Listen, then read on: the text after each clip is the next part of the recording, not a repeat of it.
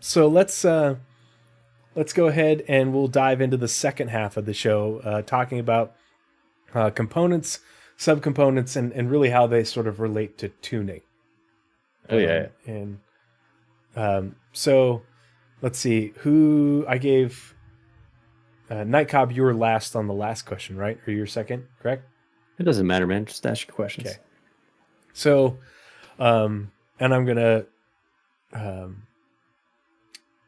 preface this. So, because we've got a lot of extra people who just showed up, don't know how long you guys have been in the verse and how much time you've spent studying the verse. Stanton is a very small system. It's only 5 AU across. Pyro is actually 13 AU, and that's like if you think of Stanton as extra small, then Pyro is small. There are medium systems, there are large systems, there are even extra large systems. Most systems in the game sort of would fall within the extra small and small category, kind of like most ships in the game. But there are a good number of star systems that are much bigger.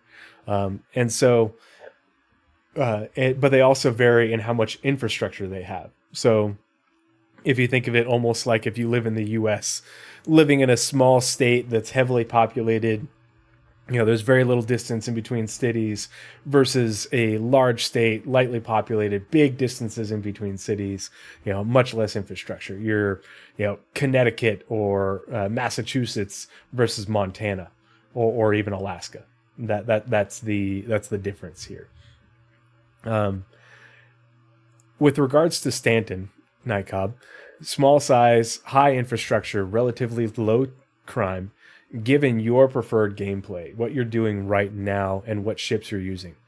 What role do the differences in components play for you? With the grades that we have, the classifications, your military and this and that, your letter grades, and then even brand, because you can have different brands that have those classifications as well.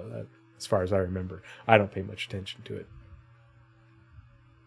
I think the big thing, and this is what I like, and I want the environment to also dictate the variable pretty heavily. But I mean, a place like Stanton, I feel like if you're hanging out in Stanton, you have the luxury of leaning into high performance, less efficiency, or actually I'll just stick with that because I think that's essentially the categories. And that they've kind of already narrowed down: performance, efficiency, economy, kind of like civilian. That was like the idea was like military was all about performance and some kind of efficiency, but not much. And then it was like civilian was their design document had civilian as like, okay, this is kind of like the jack of all trades, kind of sits right in the middle of everything. And then you got industrial, which is like, hey, we don't, this is high efficiency and less, what's the other, better durability, I guess would be the way to say it. And then, right. Less chance of malfunction. And then finally, and I thought this was interesting on their design document because I never looked at it that way on Urkel. And that was performance was the okay, performance above all, low efficiency, quick wear times, and stuff like that. But I think that's the environment that Stanton creates, is because everything's so readily available. It's a relatively small system, and it's got good infrastructure. It's a matter of, okay, well then, that would be the fun part of being in Stanton as opposed to Pyro, where you don't have to think about the long-term decisions of how you outload your ship, because it would be like, sure, military grade A. I'm in it. I'm in it to win it, and I'm ready to fight. Or performance grade A. Competition grade A, and let's go that way. And, but what I think that should come at a cost of is money. So, maybe you are using military grade A or, competition grade A components, but maybe those burn out on you quick, or maybe they just cost a lot upkeep. Maybe every time you do repairs on them or every time you do maintenance on them. I love the idea of maintenance on components, by the way. That's something very real life for me. Again, this is why I don't want to do engineering, but I look forward to it for other people's gameplay. But like, maybe you got to spend AUEC to maintain, those military grade A components that you're running around with your Gladius in. But man, when you get into a dogfight, you're like, okay, this is why it's there. But then I won't jump ahead to the pyro question. You just asked me about Stanton. You're gonna ask me later how it changes for pyro, aren't you? Yep. Mm-hmm. Okay, I'll hold. Turn it over to Tickles. It's Tickles' turn. Yeah, Sergeant Tickles. And real quick, let's preface this because like right now we all have this is what I do in game right now, partly because this is what's available. So we're gonna that's what we're talking about for Stanton, right now in 319, 319.1, and coming into 320, this is what you're doing right now, and then later on, in 4.0, 4.2, what have you, we'll talk about what you want to be doing in the future. Sorry, I'm responding to chat. No worries. Yeah. So with regards to Stanton, small size, higher infrastructure, low crime, given your preferred gameplay and what ships you fly now, what role do the differences in components play for you? Absolutely none. At most, a little bit faster on a quantum drive, but I don't notice it at all. I don't min-max. Quantum drive is where it really shows for me and my gameplay, whether we're hauling, whether we're just fucking about the verse, right? Oh shit, we got to stop and refuel the quantum, or that at most is it. But most of my stuff stays stock now because they kind of really homogenized the components on their last major update. It used to be like, wow, you want this quantum drive, you want this shield, you want this cooler, depending on sizes. And then they did a component update that really brought them all from being this far apart to being this far apart. Yep. Uses a little bit more gas, but you go a little bit faster. Whereas it used to be like, well, you use a lot of gas, but you're going to cut minutes off your quantum. Yeah. And so since they did that, I have not messed with components at all because I was so disappointed with that upgrade. Or update, sorry, not upgrade. That was one of those things where like I'm not overly critical of CIG just because like I follow the development and I'm pretty patient with it. That was one of those things where I'm like, what why did you do this? That mm-hmm. I could see if hey, we're doing this right now because resource management is coming in and everything's going to get rebalanced with resource management. Well, we don't have it, and so like you said, the differences are other than with the quantum drives, it's really pretty negligible for most other things. Like people focus on getting around quickly and weapons. The weapons, they homogenize that too. I hate to keep using this word, but like you either use energy weapons or you run out of ammo in 2 seconds. Mm-hmm. And all the energy weapons do the same amount of damage. Yep. I mean, give or take, plus or minus a few DPS. Not enough to make a damn difference in any way, shape, or form to change anything. All I do is I go on, and I know we're not weapons, but weapons are kind of components, so... they are. Mm-hmm.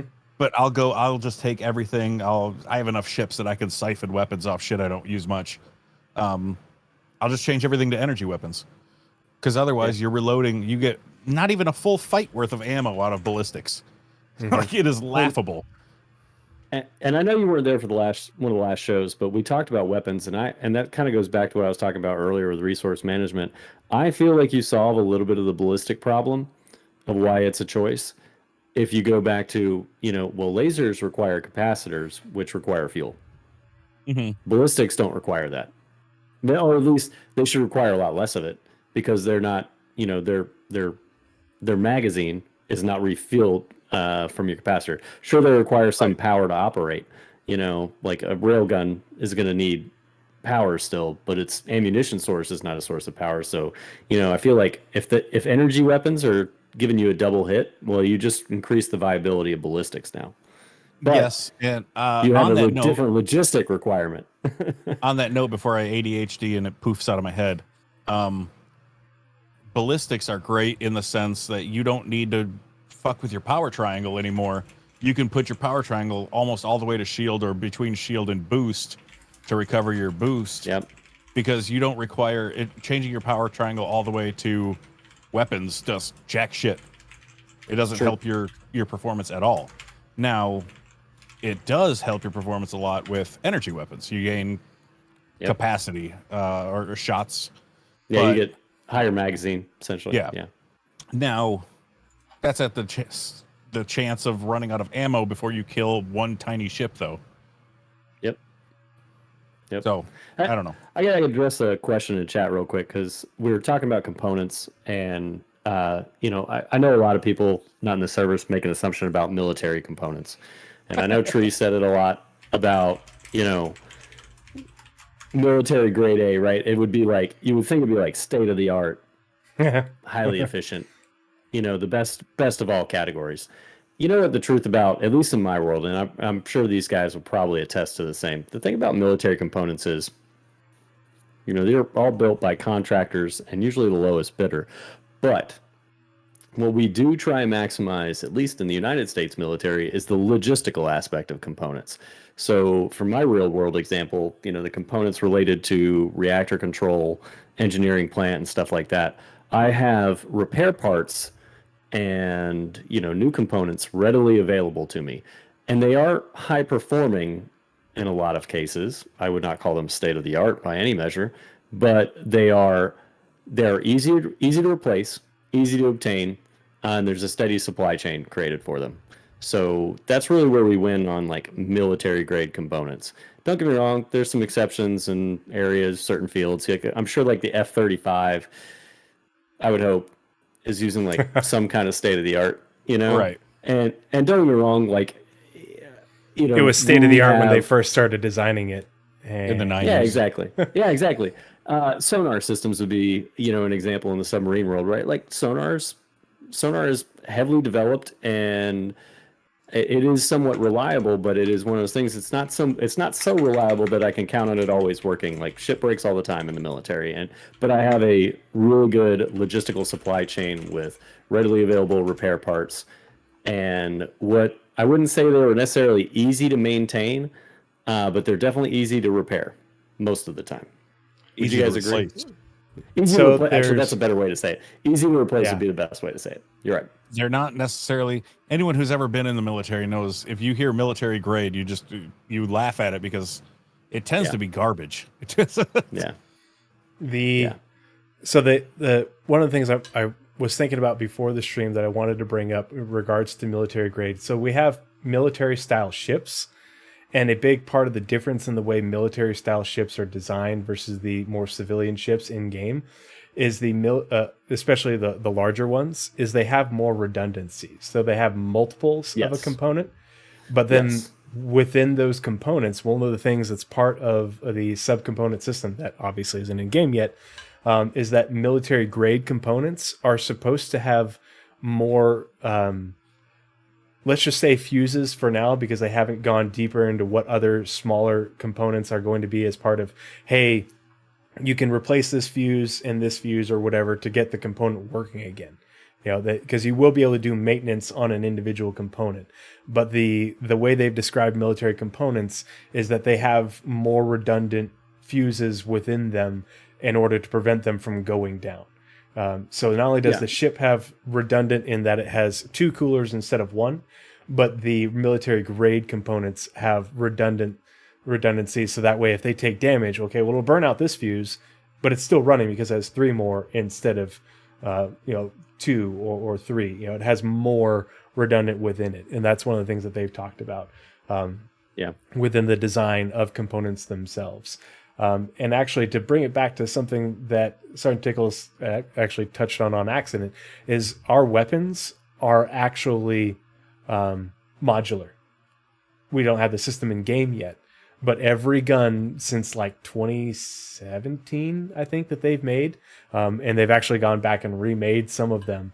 The way that the weapon is made in the game is that it has multiple individual components, and so that way, once the system and the tech that underpins that is in and working, you'll be able to swap out the barrels, or your whatever the different named pieces are in your laser repeater or something, in order to give it properties.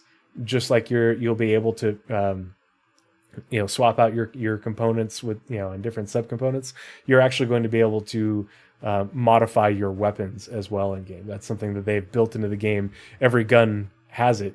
It just doesn't function because the system that it runs on isn't in game yet. So they've told us almost nothing about it, but I found it when I was doing the research for it for the Pathfinders podcast. And there's a big old Around the Verse segment from one of the art guys who was making guns, and he was going through and remaking guns that we already had in a way so that when the system comes in, you can swap out that barrel, you can swap out that capacitor within it, or the feed mechanism in order for it to have better accuracy, higher rate of fire, greater capacity, all those sorts of things. So there's going to be a lot. We're talking more about components right now, but there's more fine tuning that's going to be available in terms of weapons, but underpinned by the same system. Soon TM. Yeah, soon TM. Yeah. Who the F knows? Because that thing that I'm talking about was from Around the Verse in like 2017, but they had gone back and remade a bunch of the guns from before that, and all the guns going forward were made in that way because that's the plan, but they haven't talked about it since.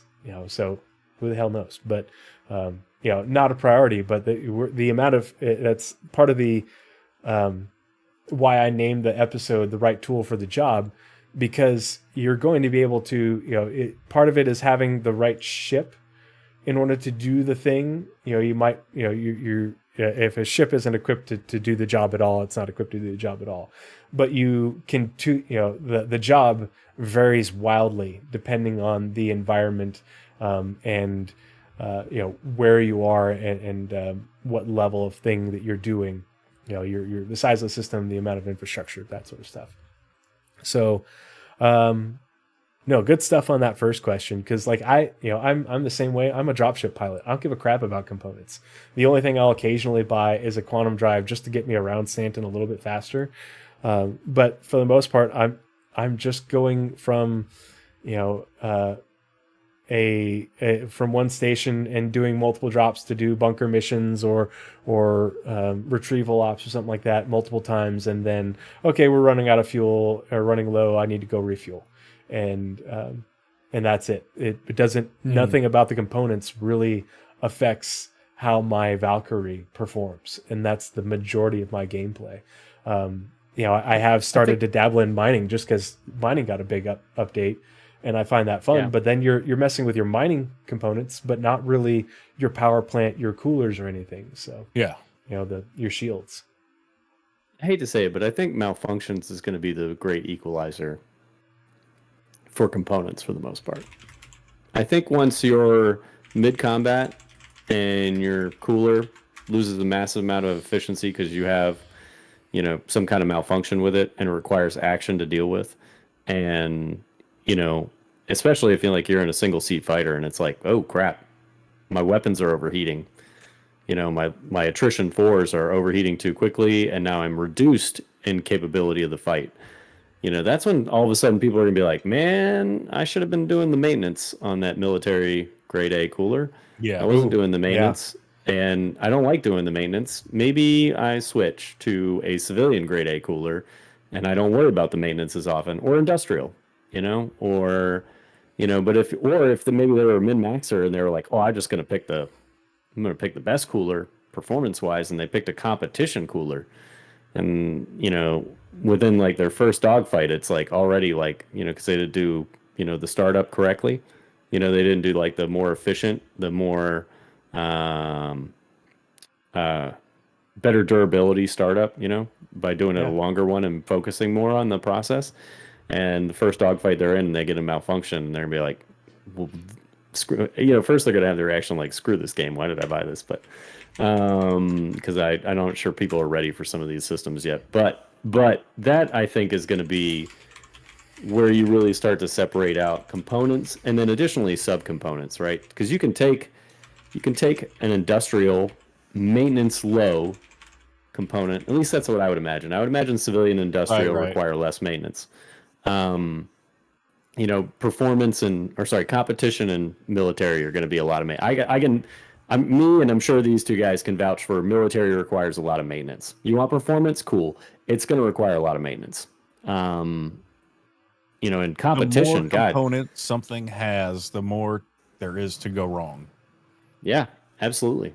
And in real life, at least, I'm sure it's the same for your world.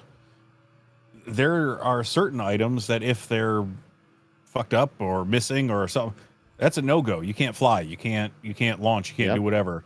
Yep. And sometimes things quit mid-flight. And okay, shit, we're down to one rat out. Oh, the other one took a shit.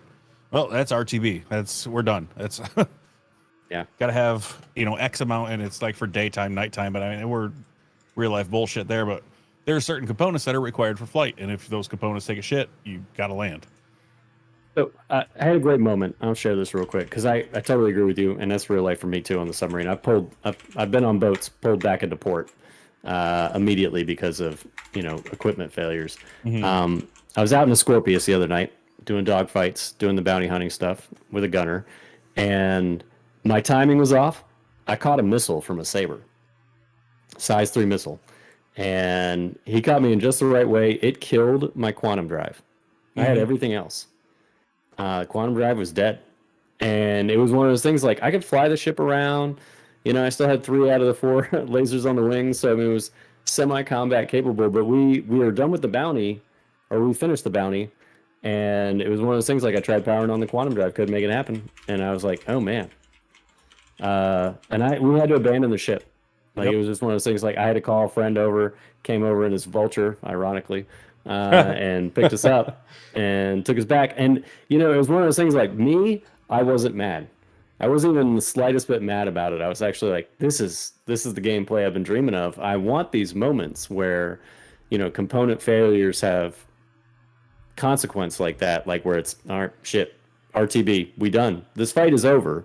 Or, it's even more dire of like, well, we need a ride.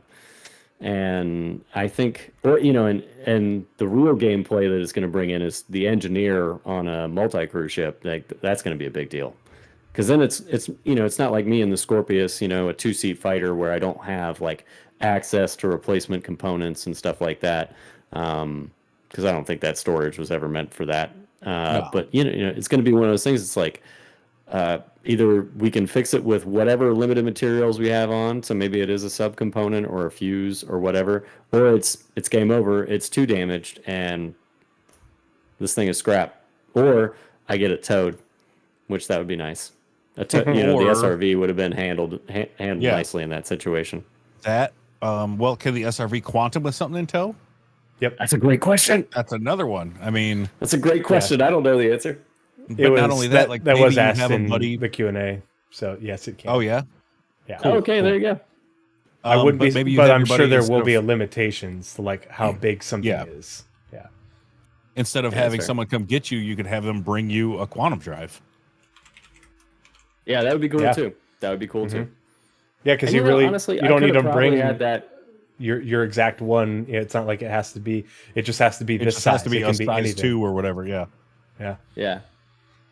Honestly, in the current state of the game, like I that actually was feasible. I could have had. Well, no, it's got to be a ship that you can take stuff in and out of. Yeah, and I don't know if it would have been a lot of logistics to make that work. It would have been a lot of logistics to make that work. Right.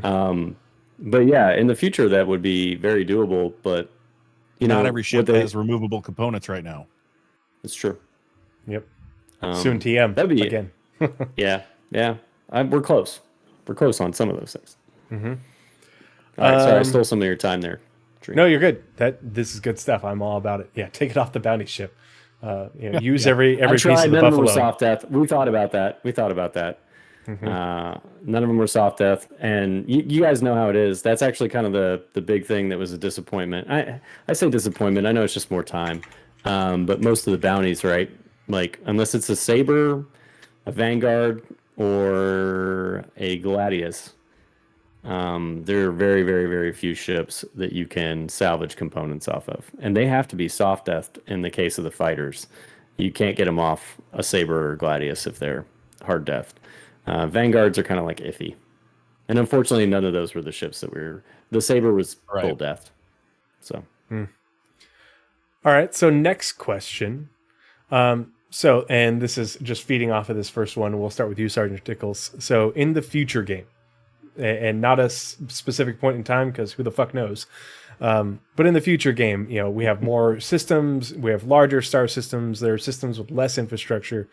Given your preferred gameplay and ship, then, and let's go ahead and say you pick a gameplay in a ship that this is what you really want to be doing, at this point in time. Maybe it's your whole E, maybe it's something else.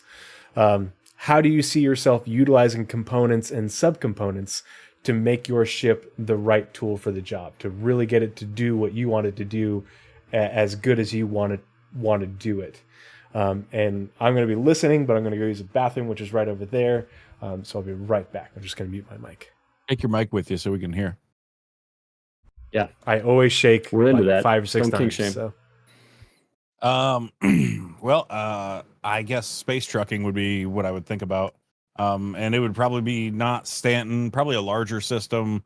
Also not Pyro, because that's dangerous, unless you have a good contingent of protection with you. Yeah. Either way, I think still once again, your quantum drive would be important. Is it behoove you to be faster? Right? Is faster worth more money? Faster but using more fuel, or is slow and steady but not using fuel? Because I would think in the trucking industry, space trucking specifically, speed equals money, right? The faster you can get your shit there and get it unloaded and reloaded, the more money you can make. So I would say quantum drive probably is still the big one. I don't know if power plant will be necessary by that time to let's say you do get a bigger, better quantum drive. It's going to take a bigger, better power plant to drive it. And then you need bigger, better coolers. Is everything just going to cascade? Am I going to overrun my power plant? I mean, there's a fuckload of what ifs in the future. Yeah. Well, but I definitely think the number one built in now, right? Yeah. The number one's definitely quantum drive and what it needs to support it, because I think speed equals money when it comes to trucking. So, yeah. I mean, what you're also balancing that with, I imagine, is like your overhead. Bottom line is if you got to pay so much in fuel, that is coming straight out of whatever you are going to make from the contract to haul whatever it was. So you're, it's like, okay, I've got to get it there within X amount of time to make the money. And maybe there is a bonus attached to it if I can get it within, Y amount of time. But that's going to I got to balance that with, okay, but how much is that going to cost me with a high speed, less efficiency quantum drive? Whereas I can sacrifice maybe a little bit of time. Ooh, my timing is tighter now, and I have to be more careful as I go through X system. I have to take maybe a more dangerous route. But I save money on the fuel game. And then maybe you balance it out as okay, but there's more risk that way. How much money is an escort through that one part of space going to cost me, or bribe? And exactly. Man, those are the decisions that I look forward to people having to make. That's fun gameplay, in my opinion. But yeah, and that's why I don't think it's generally a component only issue. I think it's a lot of things. Yeah. Right. If I need speed, maybe I'm not taking an escort if I can zip around and not get interdicted. Right. Maybe I take an obscure ass path. I don't go straight from X planet to Y planet. Maybe I bounce around to the left, and maybe I want a more efficient drive to do that to avoid pirates. Right. Yeah. So there's a lot of thought that goes into it, other than just I'm going to pick this drive because it's better. So yeah. And there is the environment being a big variable, and then the cost analysis I look forward to a lot. And there isn't a single better. There is a better for your personal preference, right, and that will change based off the situation too. And so along those lines, and I have a link that I'm going to put in chat for a resource regarding quantum drives in particular that most people are entirely unaware of.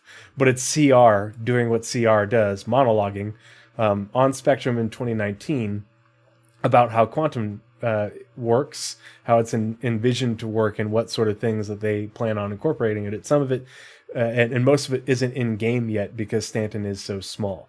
But I'm going to drop that link in chat for people if you want to peruse that, just to see where they're intending to go with it, because Stanton is only 5 AU. You can cross Stanton in one jump. There will be systems where you will make a jump and you can only maintain that quantum bubble for a certain period of time, and then you will not be able to maintain that field anymore. You'll come out of quantum. You'll have to wait for your quantum drive to cool down and then re-spool back up and keep going. Oh man, and so it's like the old school BattleTech like hyper ships. Well, And- and Where it's that like, brings it's up like you make a jump and it's like, all right, it's got to cool down. We're stuck here for a few days. Yeah. well, that brings up blind jumps. Blind jumps would be great because if I want to, or like on your map, pinning a place, I want to jump to this location because I know my bubble's going to run out here, and that's likely where pirates are waiting. I want to jump out before the pirates. Yeah. Maybe take an obscure route that's not on the known beaten path. Might cost me a little bit more in fuel or whatever, and time, because you got to wait for the cooldown and all that bullshit, right?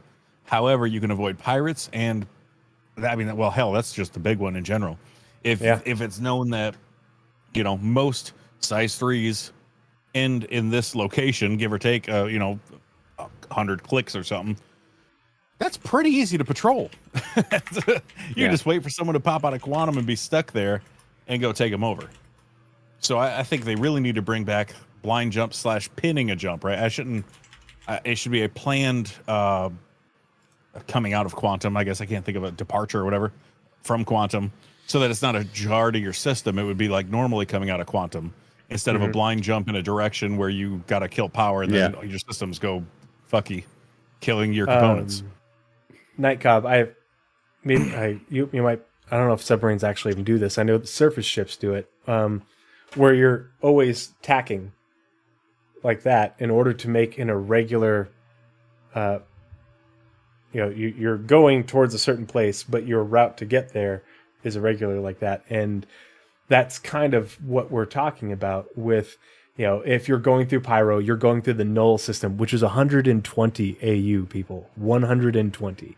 And there are systems that are bigger, and null is a full-on pirate system, makes the Pyro pirates look tame because it is ruled by slavers. So take that into account. But that's one of those things where, okay, you can't make the jump all the way across that system from the jump point that you're coming out of to the one you need to go, and so you're gonna have to tack across. Well, maybe you want the quantum drive that is able to spool up quickly, so you're getting back up into quantum and going very quickly, for each jump that you have to make, or the cooldown is faster. Or if you are making longer jumps, you can pick a quantum drive that doesn't go as fast, but allows you to stay in quantum and just keep on trucking along at a slow and steady pace. It's more efficient. There's a lot of variables that feed into it, and that's what's going to, if Sgt Tickles is taking the safe route for the Stanton to Castra run, going from Stanton to Terra to Hadrian to Castra, then he's going to want probably going to want a fast drive to get that higher premium payout for his hauling jobs because you got it there sooner. Or maybe there isn't a premium payout and you're just going for the easy money and you're saving money on fuel. But if he's taken the shortcut, which is literally half the distance from Stanton to Pyro to Nyx to Castra, it's literally half the AU. And when it comes to jumping across systems, maybe you want to be able to tack across and do a whole bunch of jumps. But you're getting in and out of quantum. You quantum here, make a hard right, and then quantum here, make a left, and so you're unpredictable. You're avoiding those pockets because like they've talked about that for Pyro, they have those zones of influence, and maybe you're navigating around these bubbles based off of where the pirate stations are. Those are things that you're going to have to think about if that's your chosen route, because you're trying to save time and money. But you're taking the risk. Yeah. So Nightcob, same question. This is, right now you're flying your Scorpius and you're flying around Stanton. It's 5 AU doing some bounties. A couple years from now, your the ship you really want is out, and the gameplay you really want to be doing is fully fleshed out, and there's more star systems. How do you see components playing into what you're doing then? I think it goes back to kind of what I talked about earlier about logistics and personnel management. Like, it's one of those things. It's like, okay, what I want is like, all right, guys, we're doing an extended campaign in the Perseus here in Pyro as either escorts or cargo haulers, or I honestly, that ship behind me, I like for the idea of like emergency response. Like, you did get dropped, but despite your best efforts, or you didn't plan carefully, you're in the thick of it, and we are an emergency response.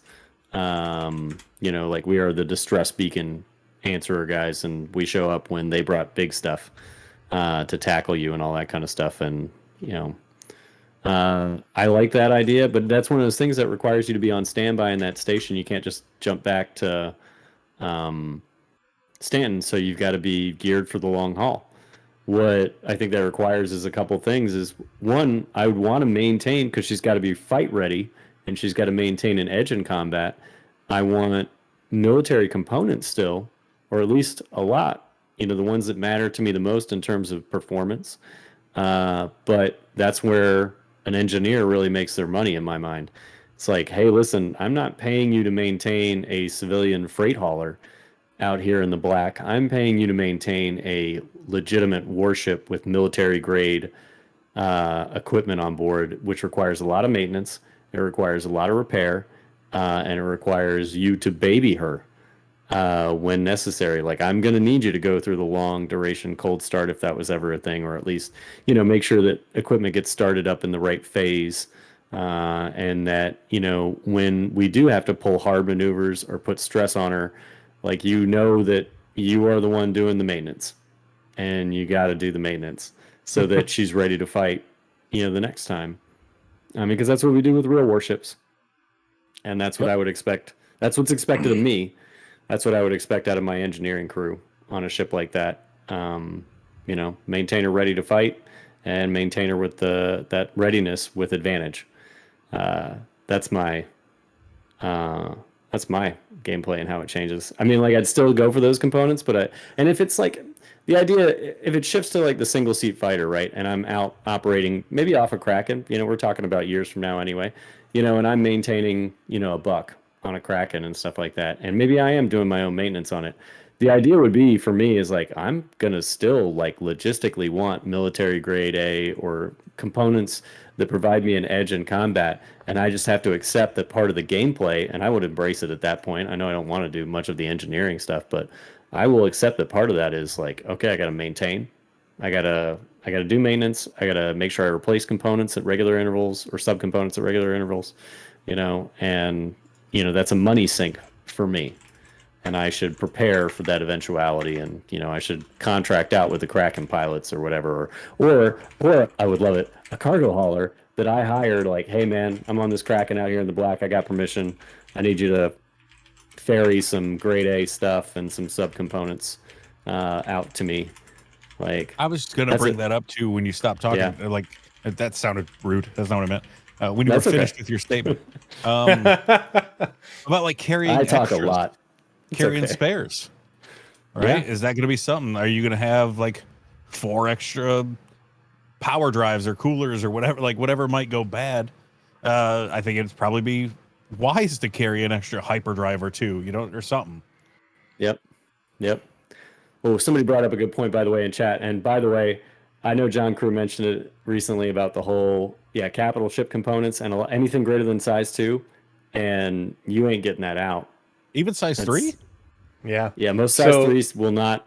You won't be able to pull them out of the ship. You might be able to pull them out of their slot, but that was the capital will require special facilities. Size 3 will require a station, just not a special facility, I guess. So the thing that happened, and this is one of those things that I dug up when I was doing the research for Pathfinders, is when they were showing off the components for the Vanguard when it was in production, is when John Crew made the statement that, size 0 will be able to be carried by hand, size 1 and 2, using a tractor beam.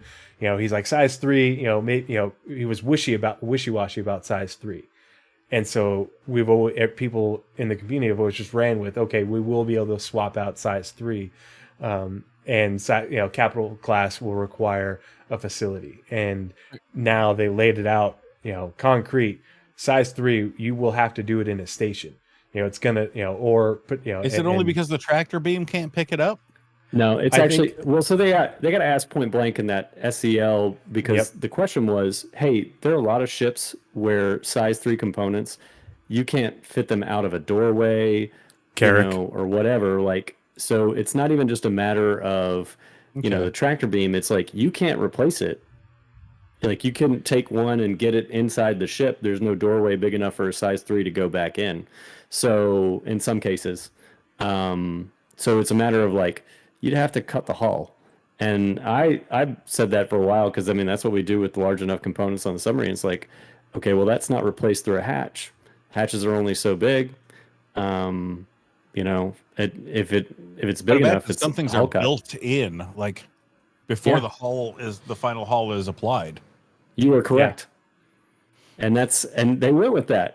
Like, I didn't expect them to go with that. I expected them to be like, yeah, we'll figure out how to gamify that. And they're like, you know what? We built these things, and oh my God, it's going to require you to literally pull into a station. And don't get me wrong, the gamify thing will be probably along the lines of, you're just limited to the vehicle loadout manager.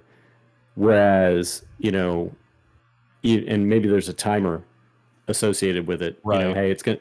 And that would gamify the whole, hey, it takes time to do a hull cut and replace something like that. Now it'll probably only be like 15 minutes or some shit like that, right? But still. Yeah. But I was going to call bullshit if they were calling tractor beam was the only issue. Because they were showing off that one Gray Cat tractor beam or whatever it was, the bespoke tractor beam gun. So that was more that was holding back a fucking Aurora. But that was remember, that was just them, the ISC people, just doing the we're playing around with ideas, but also that's not the only. They've talked about there will be larger, like even ground mounted tractor beams, like if the pistol is the -1 and the two-handed is the 0 or something, or even less that, like they still have to differentiate more sizes, but they did mention that there would be. Wouldn't it be cool to have one like mounted on a Cyclone? I was thinking, either mounted on a Cyclone or the troop carrier one. Yeah, you have your frontier maintenance facility, on some planet somewhere, and it's on a flipping tripod, and you're just and it's connected to a power supply that's sitting on the dang ground, and it's not going anywhere, but it has the power to move components, move crates, whatever. It's way more powerful. It's the equivalent of a ship one, but it's sitting on the ground, and you can use it like a dang 50 cal or something. I thought that would be really cool and easy for them to implement. They have a lot of, they got some splaining to do when it comes to tractor beams and the components and how they're going to facilitate the repair, because they have talked about in the past where capital class components are a part of the ship, and you can open up the thing and you can see them, but they have to be repaired. They don't get replaced. And so who knows how that'll end up working out, but that's a big factor, because say Night Cobb is playing with his Perseus that's sitting behind him. Well, Perseus has size 3 components, and I think it has a couple of size 2s somewhere in there, like maybe the computers or something. I forget what. Is the Perseus only size 3? Well, the Perseus has size 3s. It doesn't have any size 4s. Okay. So you have more options station wise. And I think there are some things that are size 2, like maybe the computers and or coolers. I don't remember what the loadout is, but some of the Redeemer is a good, like you talked about, a good example, because some things are size 3 and some are size 2. So some things you can replace on your own, and other things you have to find a facility. And if you don't have a facility, well, crap, and who knows how that facility replacement will go and how long that'll take.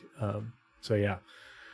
Well, yeah, we were laughing when that one around the verse came out and they were holding an Aurora back with the tractor gun. Like, that, wouldn't the guy go flying away? He wouldn't hold the Aurora. Like, I know that was game-isms and all that jazz and testing and shit, but well, you can see it. Wouldn't you just yeet away like Superman? Like, yeah. It's the ISC visual team fucking around. It's the same thing with like the exploding toilet and shit like that. Don't get me wrong, I'm enjoying those guys, but they're blurring their lines a little bit. You know, you watch those shows and it's like, wait, what are you making fun, or is that what you guys are planning to do? The little disclaimer in the bottom right corner is not big enough. Yeah. No, some people will expect it.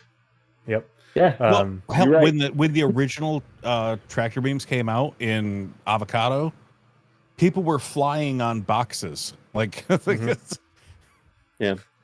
your magic carpet ride. Oh, that's a heavy ad break, by the way. But still, that was 5 for me. I've never like initiated them myself, so I've never seen them. So I apologize for the ad for the ads, guys. If you don't like ads and you want to give to a good cause, you can subscribe to my channel, and all the money will go to stackup.org. So click the. Is that how that works? I don't have a sub button. I just see donate to charity. If you subscribe to my channel, it will. There is no sub button. It's donate to charity, and then you have to go over to support and subscribe. Yep. Yeah. So if you subscribe to my channel, all the monies go to stackup.org. That reminds me, my last Twitch payout, I have to donate that. So what I do is when I get a payout from Twitch, I click that link that's right there in chat right now, and I make a donation to my own drive. And then I post the receipt, from my payout as well as my donation, plus whatever money. I usually round it up to an even 100 or whatever the even 100 is. And then I post the screenshots in my Discord as well as on my Twitter, and then my YouTube community, the community tab, just so you guys know I'm not full of shit. So yeah, if you want to come and hang out and be a part of the conversation for this podcast or for Pathfinder's podcast, or when I finally get back to doing more regular gameplay streams, and you want to support a good cause, please consider subscribing. And I don't keep any of the money. I don't need it. I want it to go help other people. So let's go on to our so for my game plan, I'll keep it short, and then we'll get into the third question, and then we'll do a little bit of Q&A. So my dream gameplay really is, even though I bought the Galaxy, my dream gameplay is the Apollo. Just because for my sort of medevac purposes, me being a space flight medic doing SAR type stuff, it's really you're the weirdo who like wants to live out work and fantasy at the same time. I think my job is in real life is pretty cool, and I enjoy it. I think it would be way cooler in a spaceship. But I really thought the Apollo was coming with med gameplay. Well, boy, so did I. Got me good. Got me fucking good, CIG. Because I got me a med. By the way, it's Medevac. I think you can agree, Tree. Yep. They fucked it up. Yeah. There is no such thing as Medevac. It's not one of my pilots, one of my first pilots who actually got me back into the military to do be a flight medic with the Army. But he was one of my civilian. I'm a civilian flight paramedic as well. This is what I do, civilian and military. But one of my civilian pilots, he's a retired medevac pilot. Part of the crew. Oh, thanks for the follow. Part of the crew. Part of the ship. Part of the crew. Part of the ship. Part of the crew. Part of the crew. Part of the ship.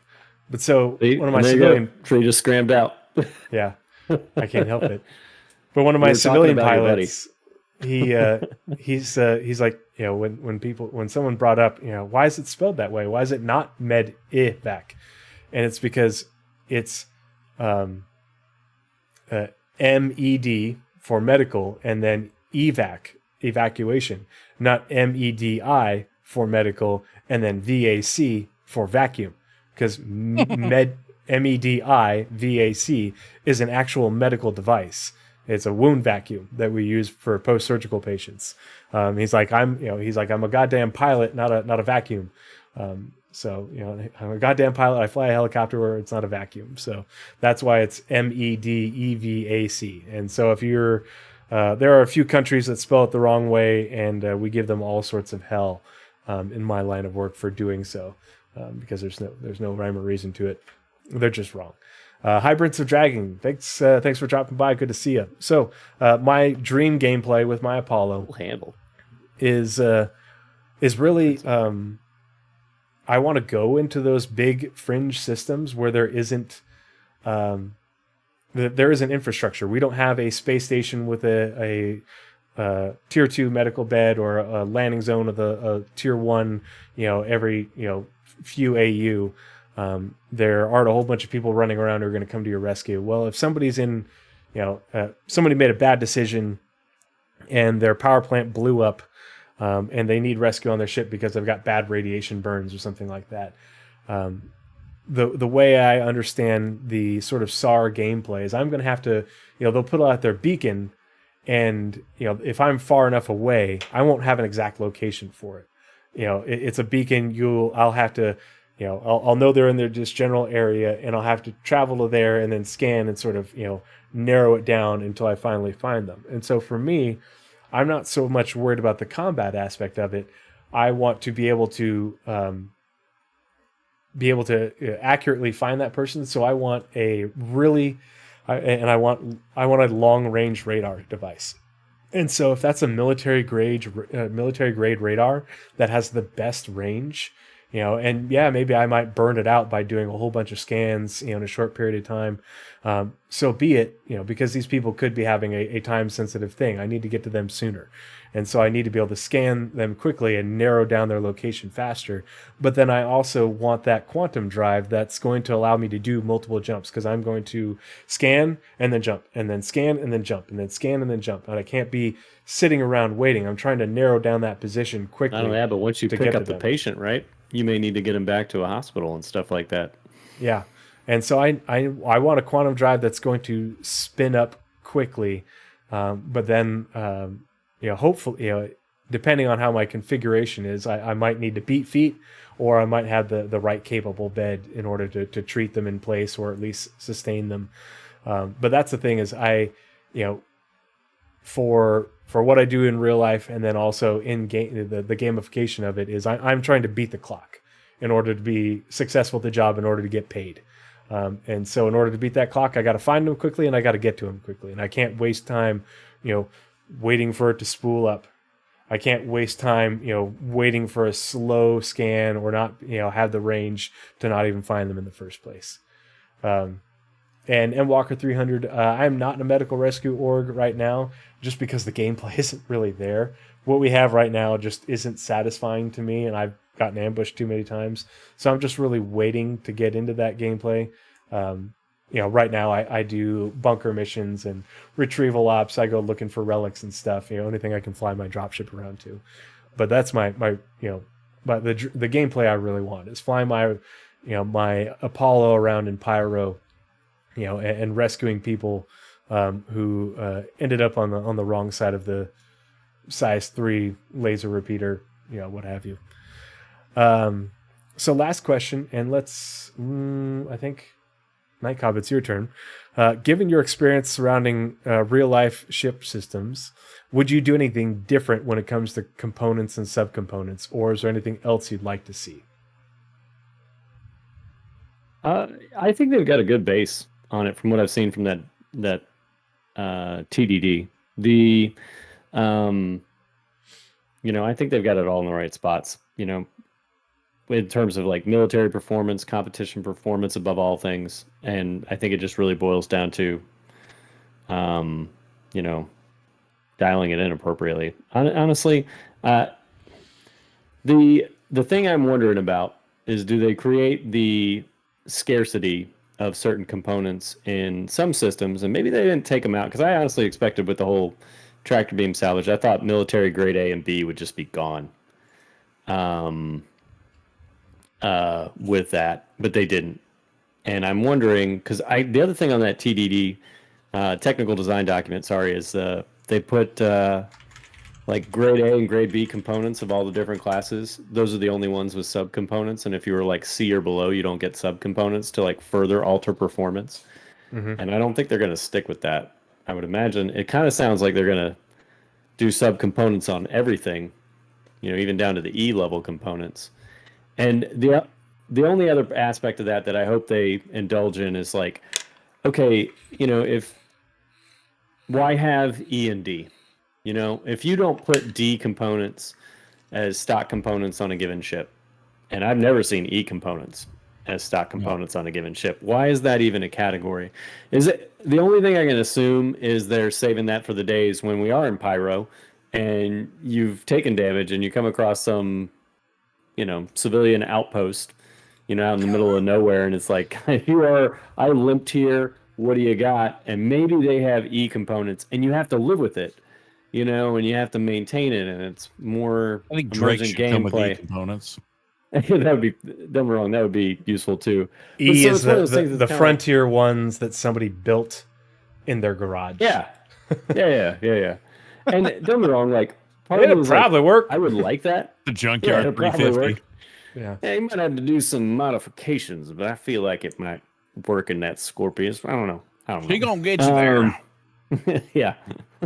Maybe some bubble gum with it and some duct tape might help. I don't know. Just peel some of that. I'll go Southern accent immediately. Yeah. No. I mean, I do that when I'm on the sub and people ask me if I can make something work too. I might be able to make that happen. I don't know. We'll see. And, of course, then the captain gets real nervous. I don't know why you're using that voice, senior. Red voice, sir. Anyway, the thing that I would be curious about, and I apologize, my dog's trying to tell me he needs to go out, so I'll wrap this up, is there value in lower range components?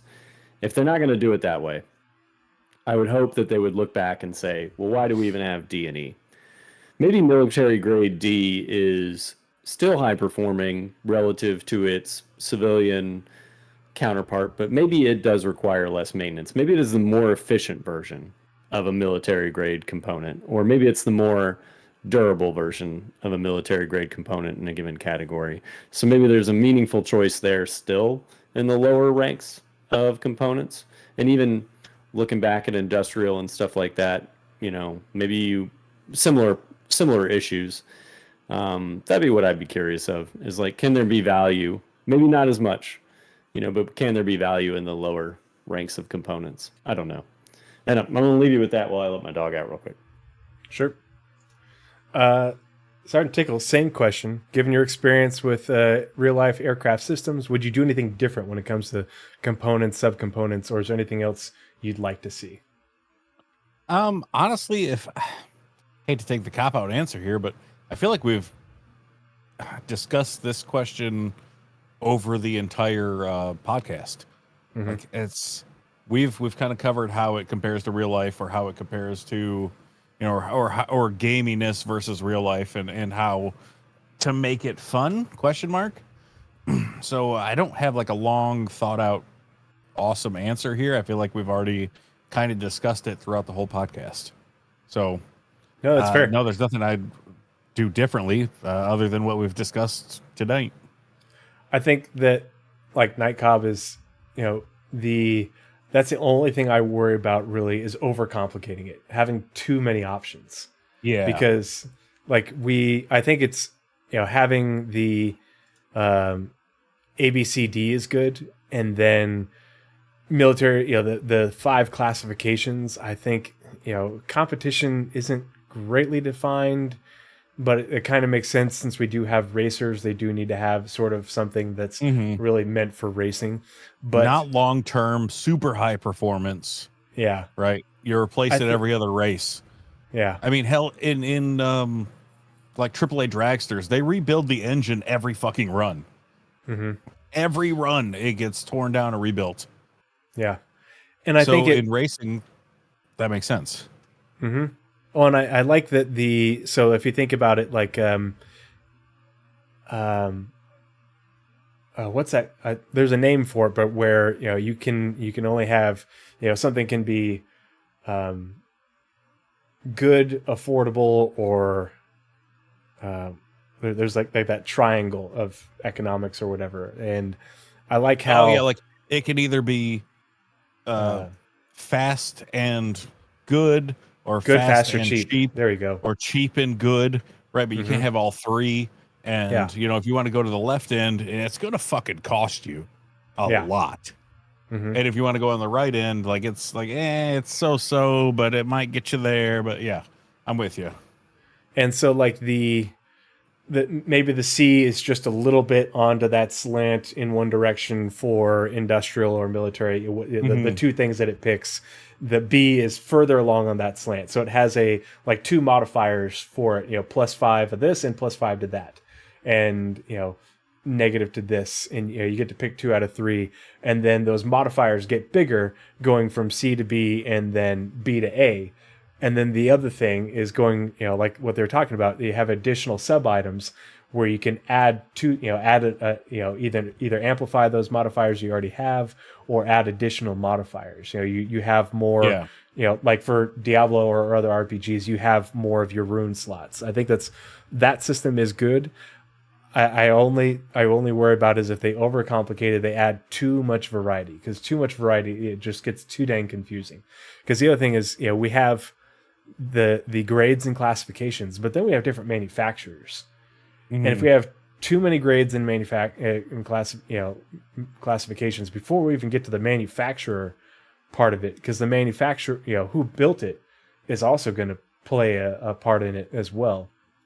It makes it too much information. It's so hard to keep track of. I'm pretty sure 9 out of 10 people who play this game are going to just go to a site like Urkel or whatever, see what the meta is, and go buy that shit and not think about it. Yeah. You're talking about the 5 to 10% of people who care about engineering and who care about like putting the thought behind, do I want this component or that component? What are my benefits? Weighing the options. Most of the people are just going to go look at a meta, play that build, if you will, and that'll be that. So, yep. So I think malfunctions are going to be the great equalizer of this game. Yeah. I actually love that they're doing it. Malfunctions will take it from a niche to necessary, but how will malfunctions play into the meta? People will figure out what the meta is no matter what you do. Oh, true. And the rare occasions of people putting thought into it of, do I want this drive to spin up fast for what I'm doing? Do I want this drive to have longevity versus fuel cost? Do I want this? Like, I believe that's your rare case. That's your not everyday player. Most players are going to log in, see what the meta is currently, if it's a patch or whatever, play the meta, and call it a day. I like that what we have creates a, there's a meta for a ton of different things and use case scenarios. Like, it isn't a one size fits all meta. It's this is the meta for this use case. But in a game with this many things that you can be doing and different modifiers, based off of the size of the system, the amount of infrastructure, whether you're hauling, doing combat, there's a meta, but there's 100 different metas or 1,000 different metas, because that meta will change depending on what you're doing and where you're doing it, and so I think that's the part that, it may take a bit more effort to find that meta for what you're doing. I think there's going to be, sounds super weird and anti-meta, but I think there's going to be multiple metas.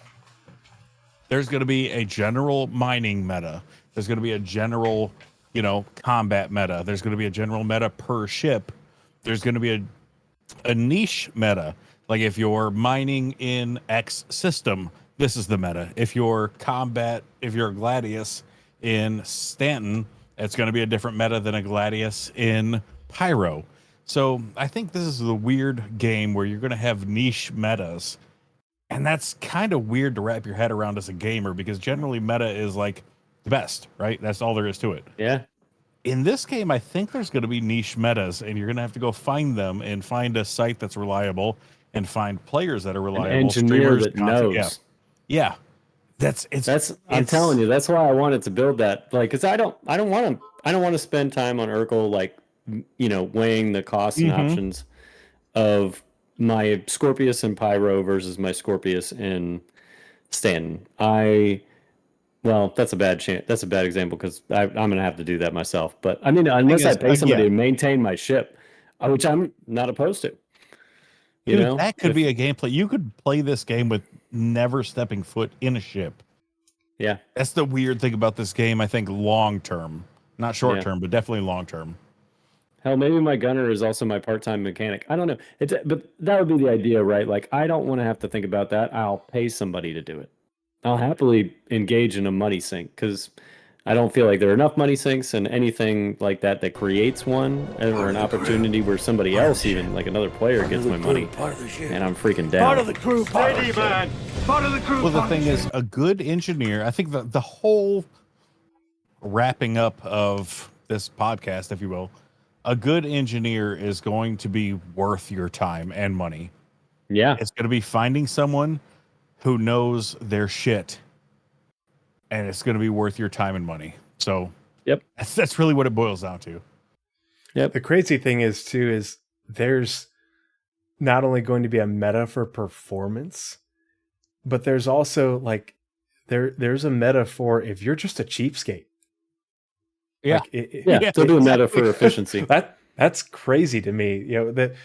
I keep on coming back to Diablo 4 because I know you've been streaming it, and I played it a bit while I was away at school. I've played all the Diablos. Supposed to be in school, man. What are you doing playing video games while you're in school? Oh, dude, it was when you have to go to the school and because you to keep doing the job that you've already been doing for a while. It's like, all right, Army, if you want to, I'm just giving you shit. If you want to do this, right there, yeah. Oh man, yeah. I'll tell you about it another time. But yeah, it was a really good use of taxpayer dollars. So let me tell you what.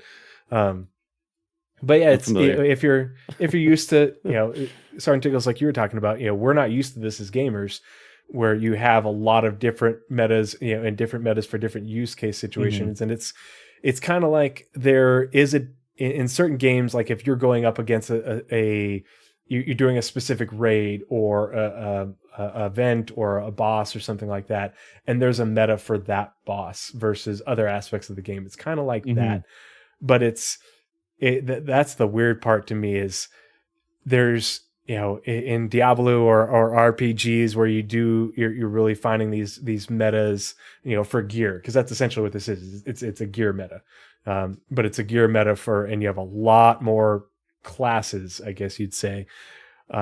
But the weird part to me is there's a gear meta for just being a cheapskate. I want the most bargain stuff because I'm trying to save money because I'm more focused on putting my money into other things. Your gameplay is being a penny pincher in order to amass wealth, and so that's the interesting thing to me is like it's not just Scrooge is out there. We've got a game for you. That's what I'm saying, man. I feel like there's going to be a lot of metas.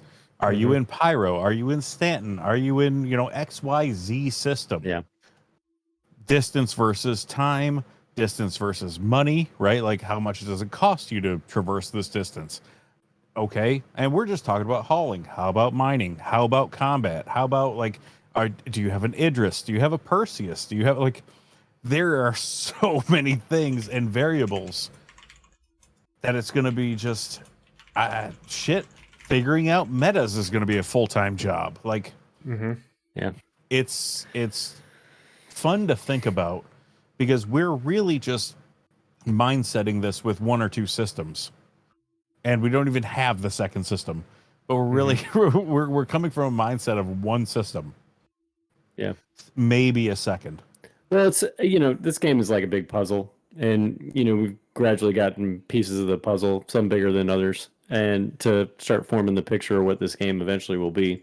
Somebody asked, I'll give an example. Somebody asked about what do you think maintenance will be like? What's the game of that? And have you guys done mining? Yes. With mining gadgets? Have you used any of the mining gadgets? Just briefly in was it Right about one stream. Just in out of PTU in curiosity. 318. I do want to go do more mining. I just haven't had a chance because I do have a mole.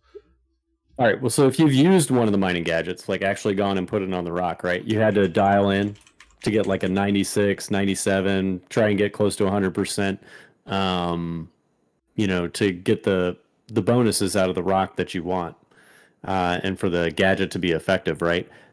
I honestly, that's what I see like maintenance. I would actually not be surprised, and I would encourage them if I had to pick something to say, hey, why don't you just do that for the maintenance? Because the first time I used one of those, and I'll admit it was recently, within like the last 6 months, I was like, this is more engaging than I thought it would be for the mining gadget, and I've had to play around with it a little bit. And once I figured it out, it went a little bit faster, but it was one of those things like I could stand that for, maintenance. And not only that, but maybe it rewarded me with like, oh, did I get the 98% solution?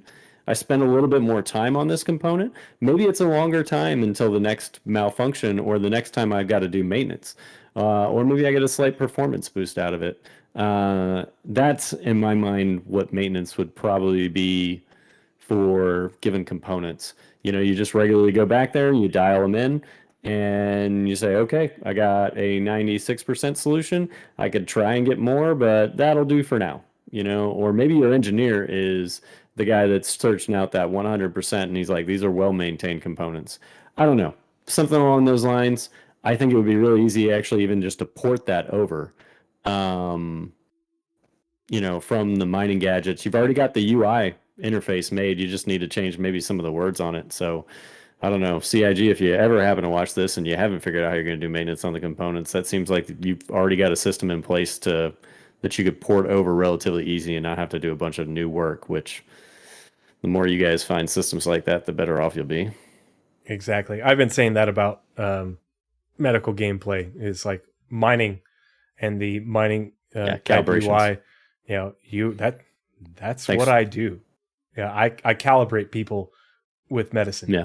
That's literally all that it is. I push this button to make this thing go into them faster in order to adjust this number on the screen.